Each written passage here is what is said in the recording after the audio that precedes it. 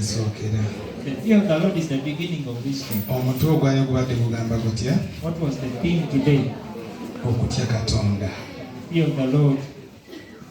Omuntu kitegeeza omuntu alimu amagezi. It means that a person who is wisdom ateekwa okuba atya Mukama. must fear God. Omuntu atatya Mukama Anyone that doesn't fear God, kitegeeza talina magezi. it means lacks wisdom. Ebintu ebikwatagana. Are they connecting? Kasita oba nga totya Mukama If you don't fear God, kitegeeza amagezi temuli. means you lack wisdom. Omuntu kw'omulabira nti alina amagezi You see that a person has wisdom. ekisooka kutya Mukama. The first thing is fearing God. Kubanga bw'otya Katonda, Because if you fear God, Katonda akulungamya. God directs you. Katonda asobola okugolola buli nsobi gye wandikoze. God can put right every mistake you will do. Katonda asobola okutambuza buli kigere ky'onotayonoona. God can lead your steps so that you don't Osobola fall okuba astray. omulungi You can be a good one lwakutya Mukama. just because you fear God. Kigambeko munno. Tell it to your friend. Gundi gw'olina amagezi. Are you wise? Kimubuuze gundi gw'olina amagezi. Ask your neighbor, are you wise? Ebigambo biringanga ebitono naye kagambako kalungi.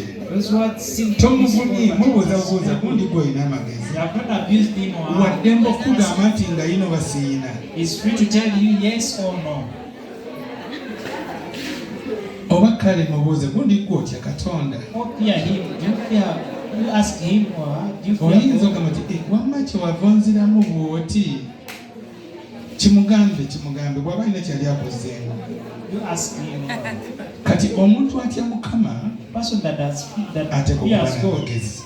should have wisdom. W'olabira omuntu nti talina magezi, You see that this person lacks wisdom. okiraba kubanga tatya Katonda. You just analyze it by Kubanga omuntu seeing not fearing mwatatiira God. oyo yamuteekawo.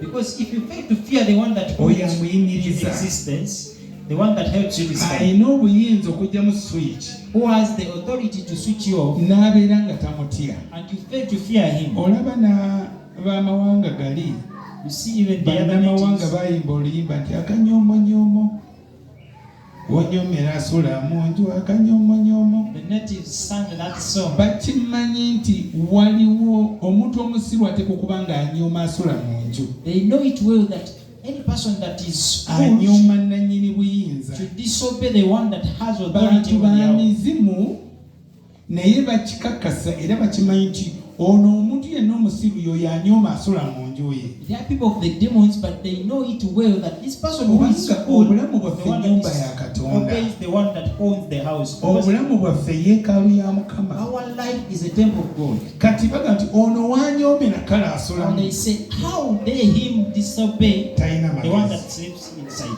Oyo nsobola omukwata nga bwe njagala. Lacks wisdom, and I can hold Era him the way I want. akunyooma lwakuba onyoomye oli. And despise you because you have Kati despised emizimu the other one. gikunyooma Now the demons kubanga despise totya you Katonda. just because you don't fear God. Wamunyooma.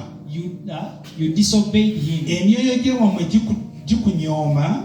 Your spirit, the spirits Era from your home, gikutambulyako gikutadde ku ngalo oli namba 3 okuggyawo oba okukolako kye baagala they disobey you kubanga totya Katonda. because you don't fear God. Kati oyagala ove mu nnyiriri Setaani mwakuteeka oba mu namba Setaani mwakuteeka. Now you want to go away from the line that the devil puts you. Tandika okutya Mukama. If you want to go away from the line that the Oyagala devil puts bbaawo you, begin akuseemu fearing God. ekitiibwa.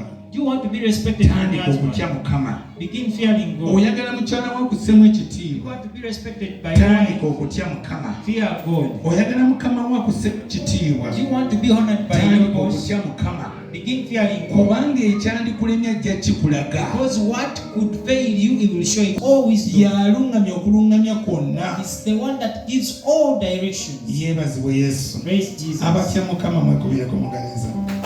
Lift up your soul, God, that fear God. Ki ekiraga nti otya Mukama? What shows that you fear God? Kibuuza munno gundi gwe ki ekiraga nti otya Mukama? Omuntu oteekwa okubeerako akabonero akalaga nti ntya Mukama. You should carry a ploy. Tewali? Aha. Kati boosi wo Now your boss, ki kyakulabirako nti omutya? how does he know that you fear him?